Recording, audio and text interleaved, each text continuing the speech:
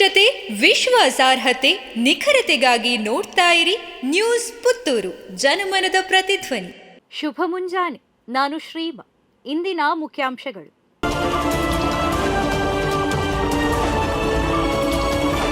ಕಾಲ್ತುಳಿತ ಪ್ರಕರಣ, ಕೆಎಸ್ಸಿಎ ಪ್ರತಿನಿಧಿ ಸೇರಿ 4 ಬಂಧನ. ಕೆಎಸ್ಸಿಎ ಪ್ರಮುಖರೆಲ್ಲ ರಾತ್ರೋರಾತ್ರಿ ಎಸ್ಕೇಪ್. ರಾಯಲ್ ಚಾಲೆಂಜರ್ಸ್ ಬೆಂಗಳೂರು ತಂಡದ ವಿಜಯೋತ್ಸವದ ವೇಳೆ ಸಂಭವಿಸಿದ ಕಾಲ್ತುಳಿತ ಪ್ರಕರಣಕ್ಕೆ ಸಂಬಂಧಿಸಿದಂತೆ 4 ಪೊಲೀಸರು ನಿನ್ನೆ ರಾತ್ರಿ ಬಂಧಿಸಿದ್ದಾರೆ. ಆದರೆ ಕೆಲವು ಪ್ರಮುಖ ಆರೋಪಿಗಳು ಪಲಾಯನ ಮಾಡಿದ್ದಾರೆ ಎನ್ನಲಾಗಿದೆ. ಡಿಎನ್ಎ ಇವೆಂಟ್ ಮ್ಯಾನೇಜ್ಮೆಂಟ್ ಸಂಸ್ಥೆಯ 3 ಹಾಗೂ ಕರ್ನಾಟಕ ರಾಜ್ಯ ಕ್ರಿಕೆಟ್ ಅಸೋಸಿಯೇಷನ್ನ 1 ಸೇರಿ 4 ಪೊಲೀಸರು ಬಂಧಿಸಿದ್ದಾರೆ. DNA event management Sunil Mathew, Kiran ಮತ್ತು ವಿನೋದ್. ಕೆಎಸ್ಸಿಎ ಪ್ರತಿನಿಧಿ ಹೆಸರು ಬಹಿರಂಗಪಡಿಸಿಲ್ಲ. ಕೆಎಸ್ಸಿಎ ಪ್ರಮುಖರೆಲ್ಲ ನಿನ್ನೆ ರಾತ್ರಿ ಎಸ್ಕೇಪ್ ಆಗಿದ್ದು, ಅವರ ಮನೆಗಳಿಗೂ ತೆರಳಿ ಪೊಲೀಸರು ಹುಡುಕಾಟವನ್ನು ನಡೆಸಿದ್ದಾರೆ ಎಂದು ತಿಳಿದುಬಂದಿದೆ. ತೀವ್ರ ರಕ್ತಸ್ರಾವದಿಂದ ಬಾಣಂತಿ ಸಾವು. 2ನೇ ಮಗುವಿನ ನಿರೀಕ್ಷೆಯಲ್ಲಿದ್ದ ತುಂಬು ಗರ್ಭಿಣಿ ಹೆಣ್ಣು ಮಗುವಿಗೆ ಜನ್ಮ ನೀಡಿದ ಕೆಲವೇ ಗಂಟೆಗಳಲ್ಲಿ ತೀವ್ರ ರಕ್ತಸ್ರಾವದಿಂದ ಸಾವನ್ನಪ್ಪಿರುವ ಘಟನೆ ಸುಳ್ಯ ತಾಲೂಕಿನಲ್ಲಿ ನಡೆದಿದೆ. ಸಂಪಾಜೆ ಗ್ರಾಮದ ಬಾಬು ಮತ್ತು ಚಿನ್ನಮ್ಮ ದಂಪತಿಯ ಪುತ್ರಿ, ಬೆಳ್ತಂಗಡಿಯ ನಾರಾವಿ ಗ್ರಾಮದ ನೂಜೋಡಿ ಮಾಪಲ ಮನೆಯ ಶೇಖರ ಮಲೆಕುಡಿಯ ಅವರ ಧರ್ಮಪತ್ನಿ ಮಥುರಾ ಅವರು ತೀವ್ರ ರಕ್ತಸ್ರಾವದಿಂದ ಸಾವನ್ನಪ್ಪಿದ್ದು, ವೈದ್ಯರ ನಿರ್ಲಕ್ಷ್ಯವೇ ಈ ಘಟನೆಗೆ ಕಾರಣವೆಂದು ಕುಟುಂಬಸ್ಥರು ಆರೋಪಿಸಿದ್ದಾರೆ. ಕಾಡಾನೆ ದಾಳಿಗೆ ರಿಕ್ಷಾ ಜಖಂ, ಅಪಾಯದಿಂದ ಪಾರಾದ ಚಾಲಕ. ಕಾಡಾನೆಯೊಂದು ದಾಳಿ ಮಾಡಿದ ಪರಿಣಾಮ ಆಟೋ ರಿಕ್ಷಾವೊಂದು ಸಂಪೂರ್ಣ ಜಖಂಗೊಂಡಿರುವ ಘಟನೆ ಧರ್ಮಸ್ಥಳದ ಬೋಳಿಯಾರ್ನಲ್ಲಿ ನಡೆದಿದೆ. ಬೋಳಿಯಾರು ನಿವಾಸಿ ದಿನೇಶ್ ಎಂಬುವರು ತಮ್ಮ ಆಟೋ ರಿಕ್ಷಾದಲ್ಲಿ ಮುಂಜಾನೆ ತನ್ನ ಮನೆಯಿಂದ ಧರ್ಮಸ್ಥಳದ ಕಡೆಗೆ ಹೋಗುತ್ತಿದ್ದ ಸಂದರ್ಭ ಮನೆಯ ಸಮೀಪವೇ ಕಾಡಾನೆಗಳ ಹಿಂಡು ರಸ್ತೆ ಮಧ್ಯೆ ಎದುರಾಗಿತ್ತು.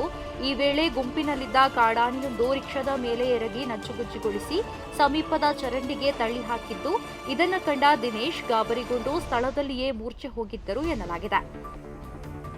ಆರ್ಸಿಬಿ ಸಂಭ್ರಮಾಚರಣೆ ದುರ್ಘಟನೆಯಲ್ಲಿ ಪೊಲೀಸರನ್ನ ಹರಕೆಯ ಕುರಿ ಮಾಡಲಾಗಿದೆ.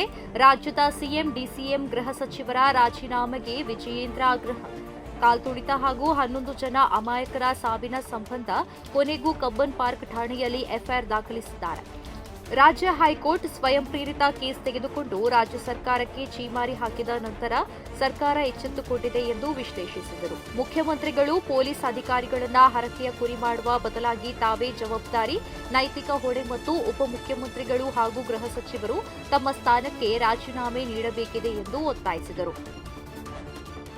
ಡಿವೈಡರ್ ಏರಿದ ಕಾರು, ಪ್ರಾಣಾಪಾಯದಿಂದ ಪಾರು. ಕಾರೊಂದು ಚಾಲಕನ ನಿಯಂತ್ರಣ ತಪ್ಪಿ ಡಿವೈಡರ್ ಏರಿದ ಘಟನೆ ರಾಷ್ಟ್ರೀಯ ಹೆದ್ದಾರಿ 66ರ ಉದ್ಯಾವರದಲ್ಲಿರುವ ಕಿಯೋ ಶೋರೂಂ ಬಳಿ ನಡೆದಿದೆ. ಹರಿಯಾಣ ಮೂಲದ ವ್ಯಕ್ತಿಗೆ ಸೇರಿದ್ದು ಎನ್ನಲಾಗಿರುವ ಈ ವಾಹನವನ್ನ ಕೆಲವೇ ದಿನಗಳ ಹಿಂದೆ ಖರೀದಿಸಲಾಗಿತ್ತು. ಕಾರು ಮಂಗಳೂರಿನಿಂದ ಹರಿಯಾಣ ಕಡೆಗೆ ಪ್ರಯಾಣಿಸುತ್ತಿತ್ತು.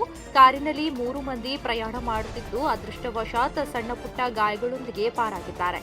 ಕಾರು ಮತ್ತು ಡಿವೈಡರ್ನಲ್ಲಿದ್ದ ಕ್ರಾಶ್ ಗಾರ್ಡ್ಗೆ ಗಣನೀಯ ಹಾನಿಯಾಗಿದ್ದು, ಘಟನೆಯ ಬಗ್ಗೆ ಕಾಪು ಪೊಲೀಸ್ ಠಾಣೆಯ ಅಧಿಕಾರಿಗಳು ತನಿಖೆಯನ್ನ ನಡೆಸುತ್ತಿದ್ದಾರೆ.